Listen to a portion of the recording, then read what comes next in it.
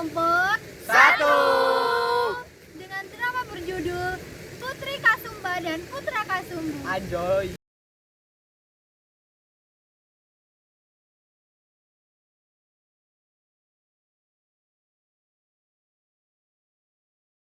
Alkisah, pada zaman dahulu di Jambi, hiduplah sepasang suami istri yang bernama Nyai Sumbu dan Pak Cik Kasim yang belum dikaruniai anak.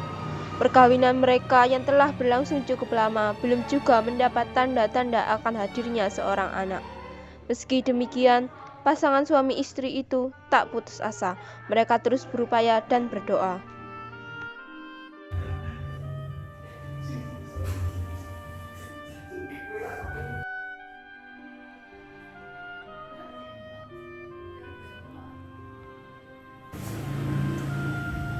Ya Allah, sungguhnya aku ingin anak atas karunia-Mu ya Allah.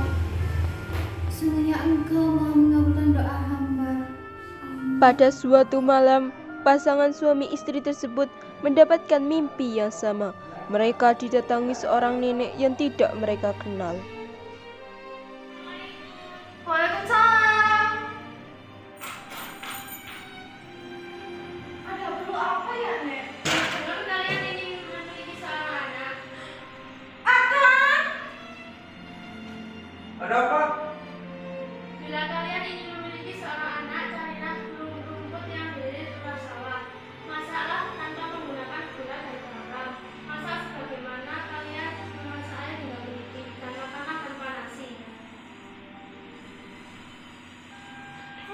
Keesokan harinya, Nyai Sumbu dan Pak Cik Kasim itu saling menceritakan mimpinya masing-masing. Kang, Ada apa? tadi malam aku mimpi didatangi nenek-nenek ke rumah kita dan memberitahu syarat kalau kita menginginkan buah hati. Hah? Buah hati?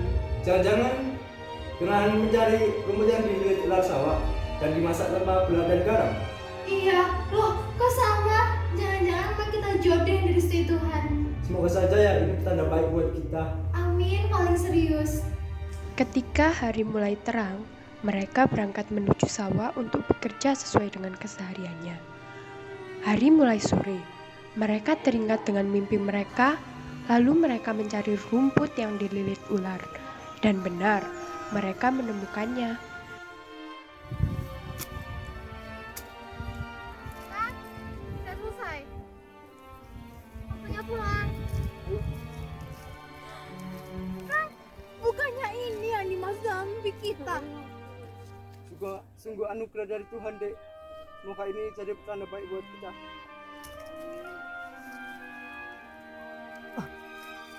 Saat Pak Cik Kasim mengambil rumput tersebut dari lilitan ular, si ular tiba-tiba menjadi seorang laki-laki dan mengatakan,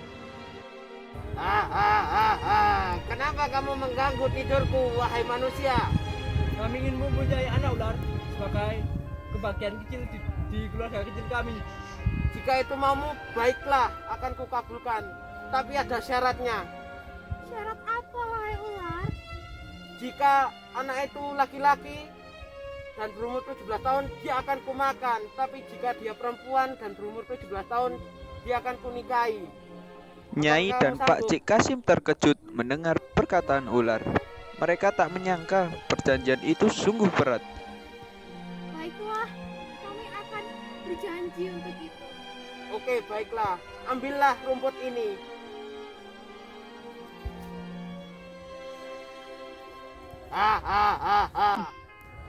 Meski terasa berat, keinginan memiliki anak yang begitu kuat membuatnya memutuskan untuk setuju. Sang suami pun tak punya pilihan lain. Ia sependapat dengan istrinya. Pulanglah sepasang suami istri tersebut membawa rumput yang dimaksud si nenek.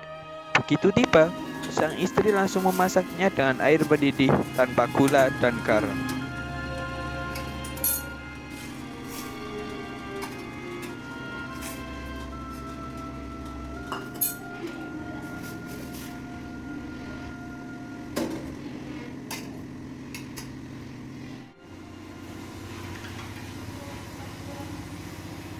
Kan, ini masakannya ya. Kita makan bersama agar surga yang kita inginkan Ya dek, demi kebahagiaan yang sempurna, aku rela melakukan apa saja. Waktu terus berjalan dan hari pun berlalu. Pada suatu pagi, ia mulai merasakan ada perubahan pada dirinya.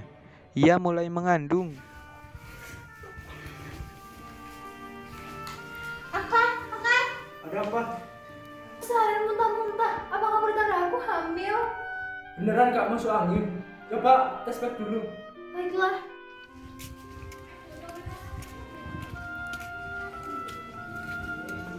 Makcik, beli tas pack. Berapa harganya? 5.000. Makasih ya.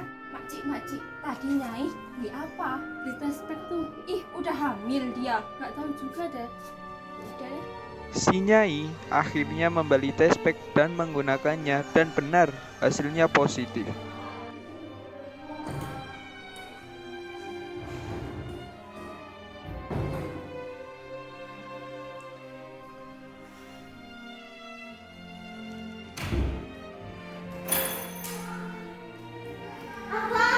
Ada apa? Aku hamil. Alhamdulillah ya Tuhan. Akhirnya kita bisa punya anak. Iya.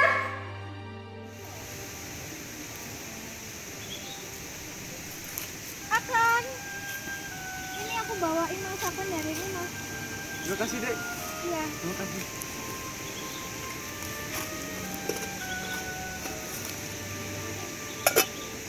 Kang, ini umur 5 bulan kok besar banget ya? Aku juga tidak tahu dek. Tapi kita doakan yang terbaik saja. Ya udah aku pulang dulu ya, Kang. Hati-hati. Iya. Terima kasih. Iya. Hari demi hari berlalu, perut Nyai semakin membesar, dan tibalah saat si Nyai melahirkan. Namun Tuhan berkehendak lain. Ternyata Nyai melahirkan seorang anak kembar laki-laki dan perempuan yang diberi nama Putri Kusumba dan Putra Kasumbu. Assalamualaikum. Waalaikumsalam. Kang, alhamdulillah Kang, anak kita kembar. Alhamdulillah dek. Bagaimana kalau anak kita dinamai Putra dan Putri? Putri Kusumba dan Putra Kasumbu. Ide yang bagus itu. Mari kita namai mereka. Iya. Mereka bahagia karena harapan mereka terwujud dan keluarga kecil mereka nyaris sempurna.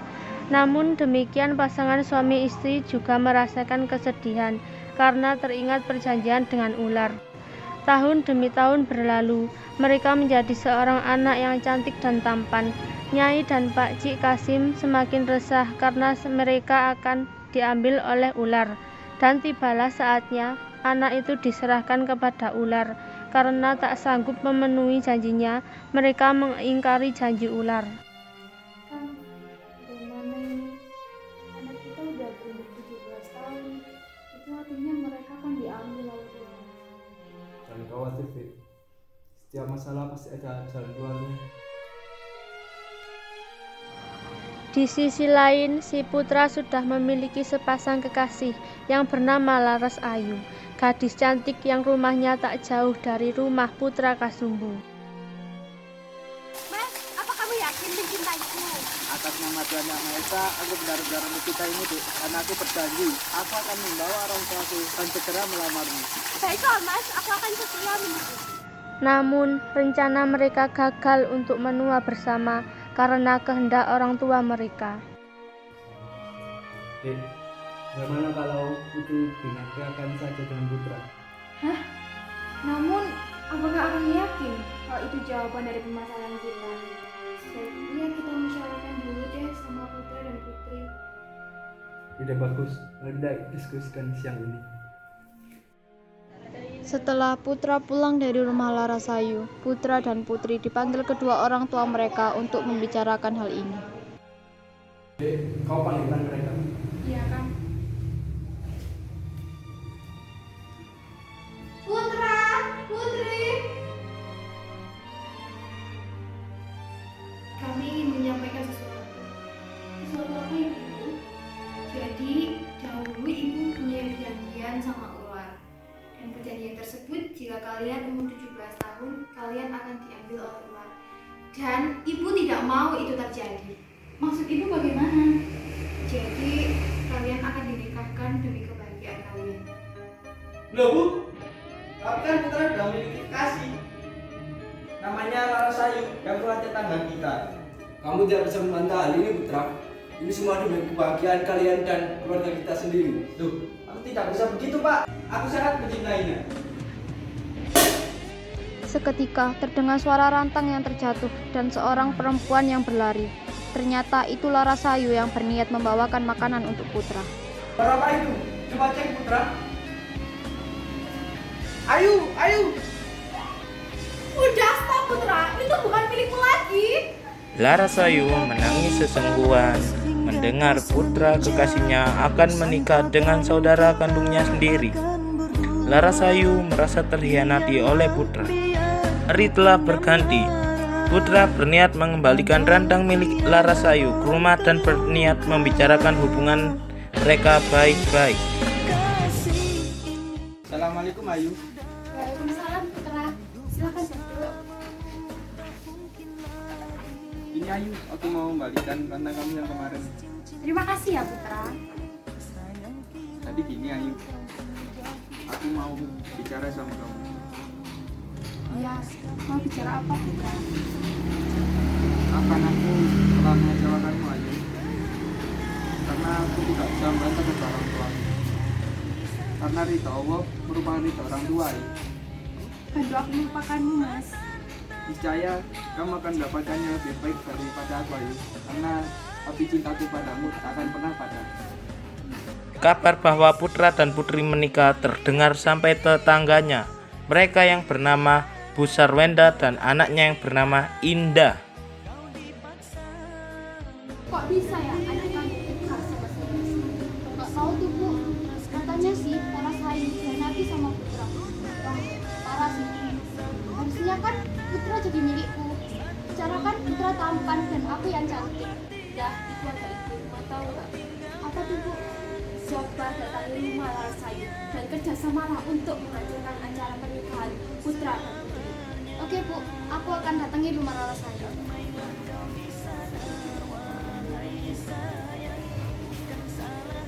Hati-hati di jalan cantik.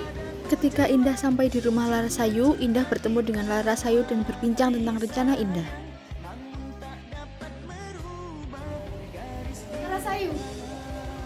Ya Indah, kamu marah nggak sama Putra? Aku nggak marah, Indah. Aku hanya kecewa. Bagaimana kalau kita bekerjasama menghancurkan pernikahan mereka? Jangan gitu lah, Indah. Dikecewain bukan alasan buat jadi orang jahat. Emang ya cinta sama bodoh berarti peace? Jangan gitu lah, Indah.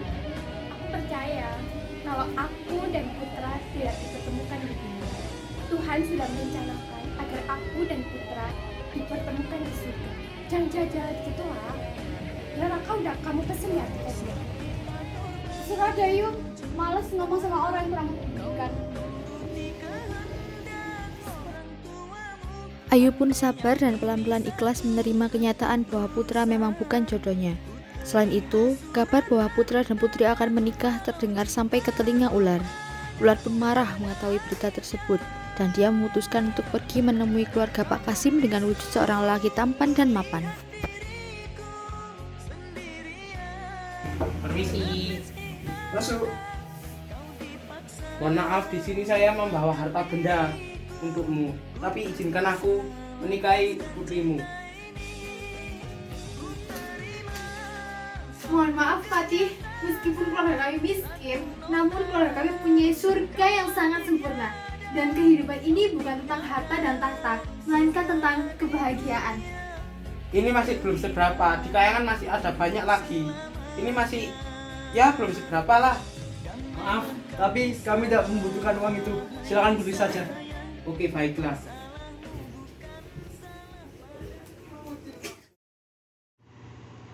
Setelah siluman ular pergi, beberapa hari kemudian si Putra dan Putri menikah.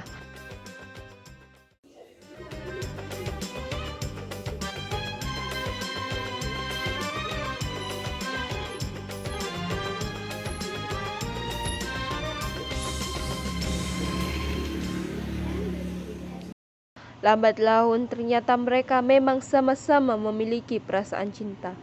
Lalu si siluman ular kembali lagi ke rumah Nyai. Mana janjimu? Maaf ular, tapi anakku sudah dijadikan untuk berjodoh, bukan untuk dijadikan tumbal. Mereka juga saling mencintai. Dasar manusia biadab tidak bisa menepati janji. Tunggu saja balasanku. Saat siluman keluar dari rumah Nyai, siluman bertemu dengan Bursarwenda dan Indah anaknya. Lalu si siluman ular berubah pikiran untuk membalas Nyai dan Kasim. Mas ganteng, gak tertarik ya sama aku? Aku siap setia kepadamu. Mending anakku ini daripada putri loh mas ganteng. Baiklah, jika itu maumu, aku akan mengangkat derajat dari kekayaanmu. Tapi ada satu syarat, kamu harus ikut aku ke kayangan. Dan sebelum itu, perkenalkan namaku Patipiton. Namaku Bursarwenda, ini anakku Indah yang akan menjadi permaisuri Wahipati. Baiklah, jika itu, ayo ikut aku ke kayangan. Sesampainya di tengah hutan, si siluman ular memakan darah Indah dan ibunya demi memenuhi kekuatan untuk menguasai dunia.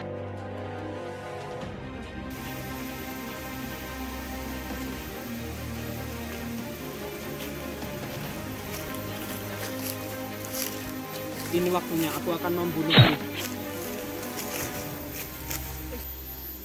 Sekarang waktumu, akan kubunuh kamu.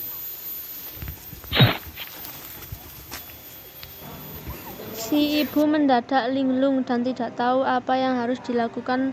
Tak menunggu waktu lama, si ular juga memakan darah ibu Sarwenda untuk memenuhi kekuatannya.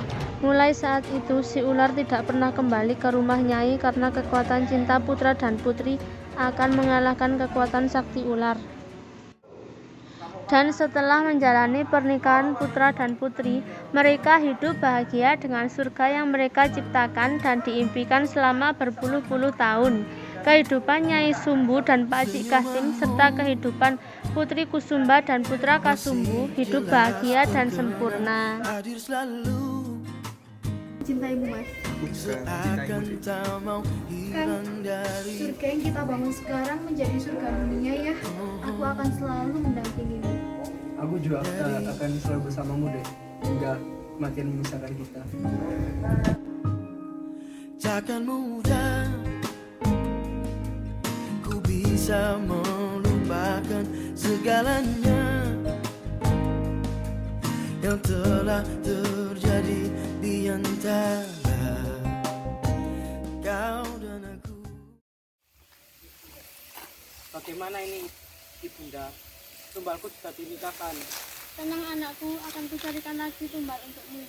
Oke, baiklah Ibunda.